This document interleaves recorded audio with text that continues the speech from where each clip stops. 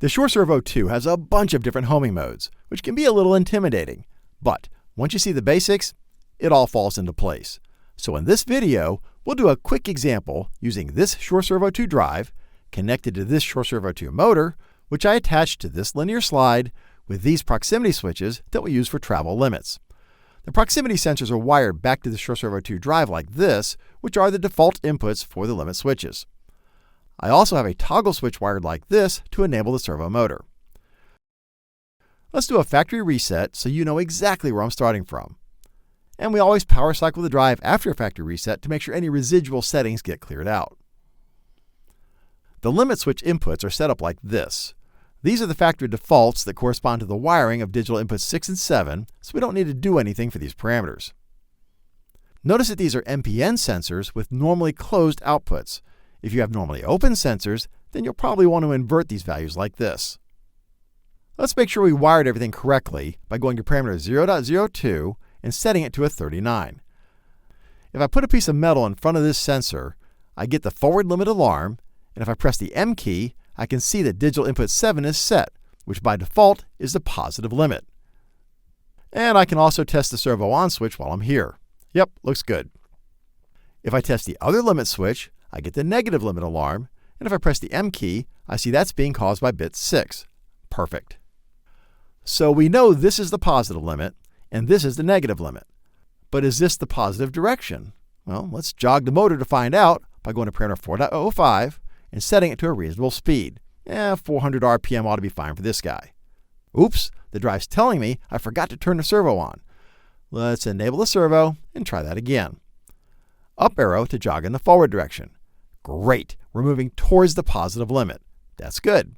Down arrow to go in the negative direction, and we go towards the negative limit. Perfect, everything's set up correctly. If your limit switches are backwards, you could either move them, rewire them, or just swap the parameter values. Now you can do homing from the drive's keypad, but we're going to use the free Shore Servo 2 Pro software because it'll be much easier for you to see what's going on.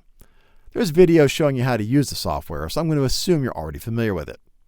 I've already connected to the drive, and we see we're online. Read the servo information. Yep, it's all there.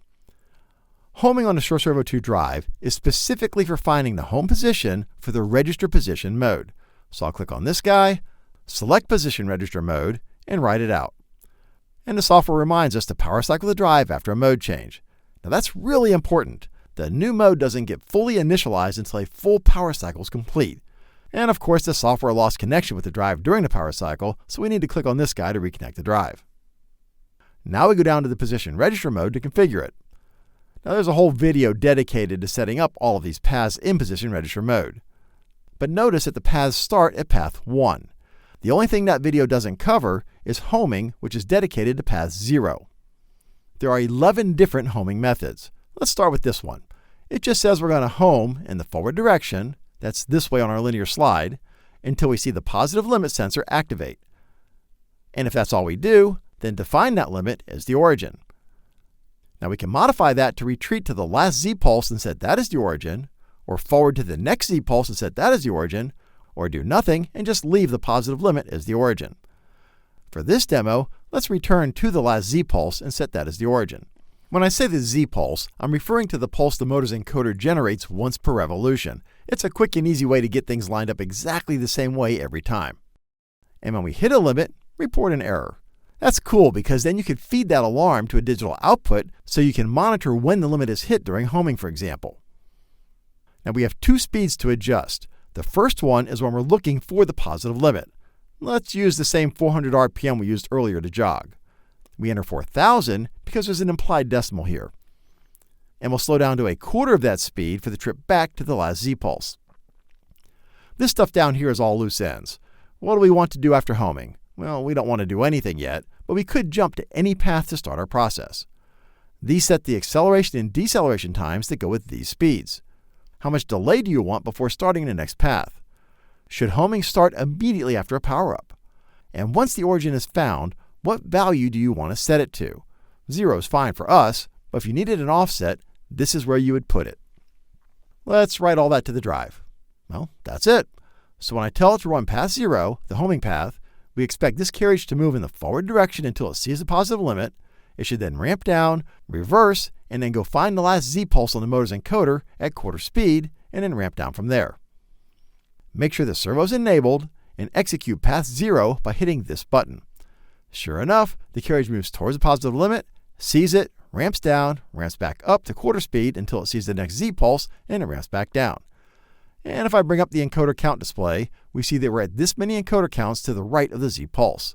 Now that's important. Remember, homing finds the origin. The motor still has to ramp down after that, so the motor doesn't stop at the origin after homing. If you need to start your process right at the origin, then have homing jump to a path that does an absolute move to the origin. Let's have path 1 do a simple point-to-point absolute move to the origin.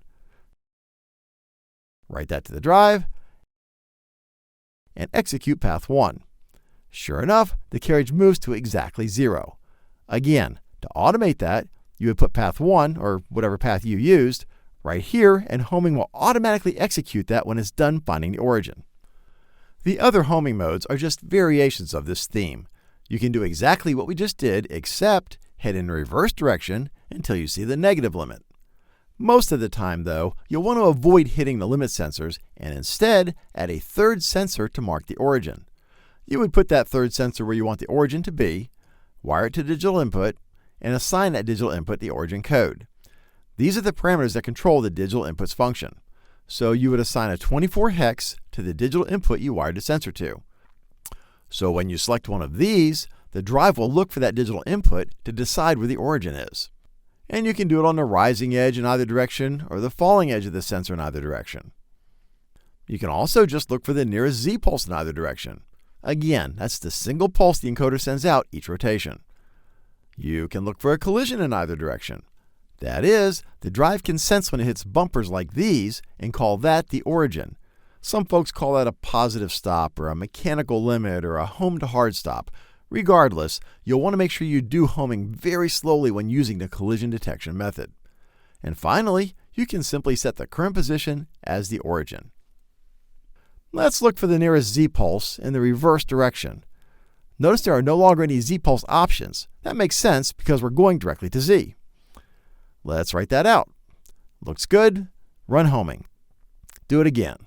Do it again. And again. And again. So each time I run homing, it looks for the next Z-pulse. Exactly what we expect.